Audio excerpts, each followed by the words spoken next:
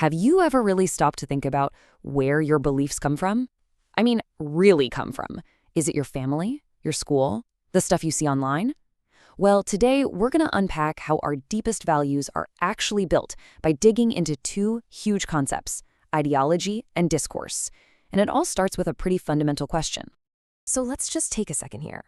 Are your beliefs truly 100% your own? It sounds like a simple question, right? But as you're about to see, the answer is, well, it's anything but simple.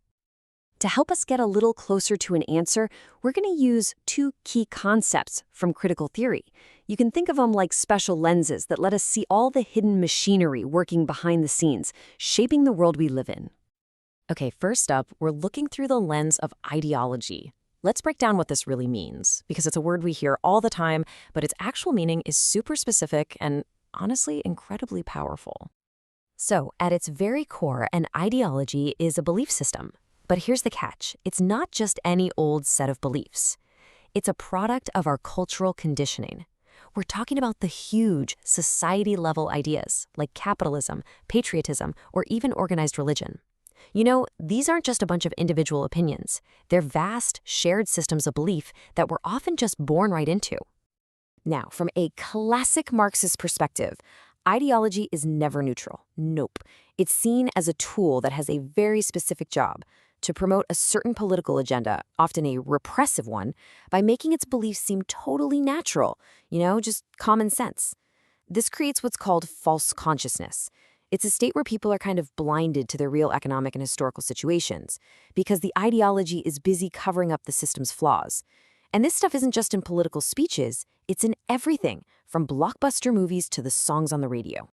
Let's make this real with a classic example, the ideology of the American dream. From this critical point of view, the idea that absolutely anyone can get ahead just through hard work, well, that can act as a form of false consciousness. See, by focusing so much on individual effort, it can conveniently pull our attention away from systemic problems, like deep socioeconomic inequality. It ends up framing poverty as a personal failure instead of a structural one.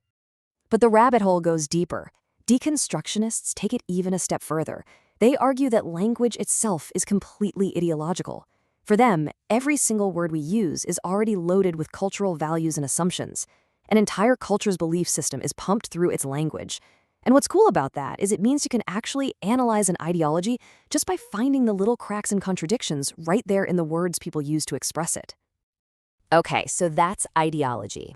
Let's switch to our second lens now and see how things look a little different. Now we're looking at the world through discourse. So what on earth is a discourse? Think of it as a kind of social language. It's a whole way of talking about and understanding the world that gets created by very specific cultural conditions at a very particular time and place. So you've got the discourse of science, the discourse of law, the discourse of medicine. Each one has its own rules, its own vocabulary, and its own way of seeing things. Now, this is where it gets really, really interesting. New historicism looks at discourse as the actual vehicle that power travels on.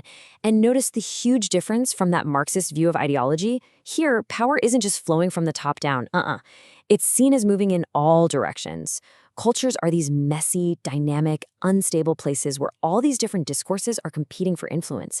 And our very identity, who we think we are, is shaped by this constant circulation. So we've got these two big ideas. They definitely sound similar, and they're for sure related. But where they put their focus is critically different. So let's put them side by side and really nail down the differences. The first major difference is all about focus. The Marxist view of ideology is laser-focused on the content. Like, what does this belief system actually say, and how does that help the people in charge? Discourse, on the other hand, is way more interested in the language and the framework itself. It's asking, what system of language and social rules even makes it possible for these ideas to exist and get passed around? And that leads to a totally different picture of how power works. With ideology, power is often seen as this top-down pyramid, flowing from an economic base up to all the cultural institutions that spread its ideas. But with discourse, power is way more like a network. It's circulating everywhere, in all directions, at every level of society. It's a constant exchange, not a command from on high. And finally, let's talk about stability. An ideology is at its most powerful when it feels stable, permanent, and just natural. That's the whole game. That's how it keeps control. But discourse is seen as the complete opposite. It's naturally dynamic, it's unstable, and it's always in a fight with other discourses. It's less like a solid fortress of belief and more like a chaotic battlefield of language. Okay, so we've broken down ideology and we've broken down discourse. We've seen how they're different. But the really big question is, so what? Why does any of this actually matter for us, right here, right now? It matters because getting a handle on these concepts, it doesn't just give you some fancy new words to use. It hands you a brand new critical toolkit, a toolkit you can use to analyze pretty much everything around you, from the news and political speeches to social media trends and, yeah, even the movies you stream. And here's how you can start using that toolkit, like today. It's a pretty simple 3-step process. First, when you come across some big idea, try to identify the belief system underneath it all. That's the ideology. Second, analyze the specific language being used to talk about it. That's the discourse. And third, and this is the most important one, question anything and everything that's just presented as natural or the way things have always been. So I'm going to leave you with one final thought to chew on.